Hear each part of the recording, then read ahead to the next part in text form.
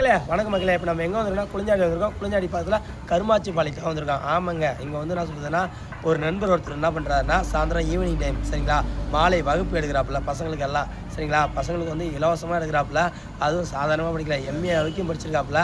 அவர் தான் இன்றைக்கி வந்து பேட்டி எடுக்க போகிறோம். அவரை பற்றி தான் இன்றைக்கி வீடியோ பண்ண போகிறோம். ஆமாங்க, இன்றைக்கி என்ன பசங்களுக்கு எல்லாருக்குமே பாடம் சொல்லி தரதுன்னா ஒரு சும்மா சாதாரண வேலையா? அதையே நம்ம அந்த வந்து என்ன சொல்கிறதுன்னா ஒரு மன நிறைந்த வேலை அது சொல்கிறதுனால பசங்களுக்கு எல்லாம் அந்த கல்வியை வந்து நம்ம கட்டுற கல்வி நம்மளுக்கு மட்டும் ஆகக்கூடாது, எல்லாருக்கும் கற்றுத்தரணும் ஒரு சிறந்த முறையில் செய்கிறாப்புல. அதனால் அவரை தான் இன்றைக்கி இன்டர்வியூ எடுக்க போகிறோம். வாங்க வீடியோக்குள்ளே போகலாம். நீங்க வந்து பசங்களுக்கு என்ன செய்வீங்க? ஃப்ரீயா டியூஷன் எடுக்கிறோம் ஈவினிங்ல. நானும் எங்க சித்தப்பாவும். சித்தா பேரு அருண்குமார் ஈபில வேலை செய்யறாரு. கூட்டுறவு வங்கியில டெம்பரரியா ஒர்க் பண்ணிட்டு இருக்கேன். ஈவினிங் டைம்ல 3 வருஷமா எடுத்துட்டு இருக்கோம். 3 வருஷமா எடுத்துட்டீங்க? இது 4வது வருஷம். 4வது வருஷம். நல்ல பேரு நல்லா மாணவர்களா படிச்சு மேலாட்டு அனுப்புறீங்க. டிஎன்பிசி போடணும், பசங்க கொஞ்சம் மேல வரணும். விழிப்புணர்வு இல்லாத மக்களுக்கு நம்ம வந்து ஒரு இலக்கேற்றி வைக்கணும். அதான் நம்மளுடைய இலக்கு.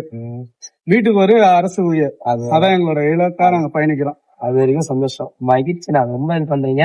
இந்த பசங்க ஸ்டூடெண்ட் எல்லாம் இந்த ஊர் என்ன ஊர் பசங்களா? இங்க வந்து தங்கத்துல இருக்காங்க. இப்ப நம்ம ஊர் பசங்க கர்மத்துப்பாளையம் பசங்க இருக்காங்க. லோக்கல் பசங்க எல்லாம் வந்து படிச்சுன்னு இருக்காங்க.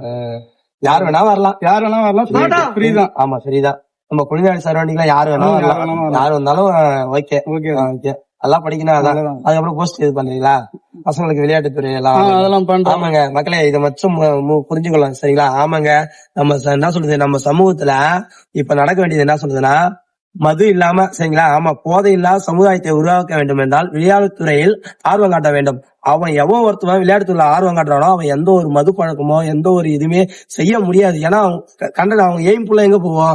விளையாட்டுத்துறை அந்த செய்யறாரு பத்தியா? ஆமாங்க, மதுவை ஒழிப்பதே முதல் படி. அதுக்கு வந்து அண்ணன் வேற லெவல்ல பண்றாரு.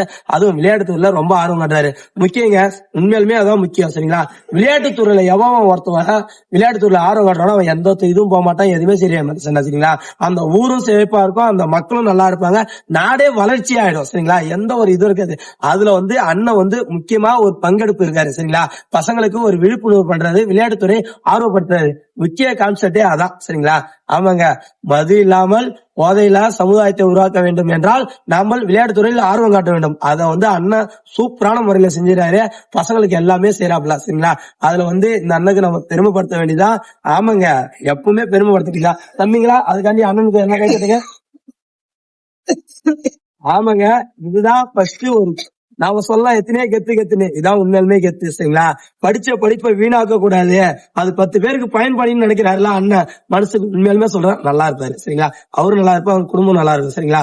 ஆமாங்க, எண்ணம் போலதான் வாழ்க்கை. அண்ணன் எண்ணம் வேற லெவல்ல இருக்கு. அண்ணன் எப்பவுமே சிறப்பாக முறையில இருப்பாரு. வாழ்க வளமுடன்.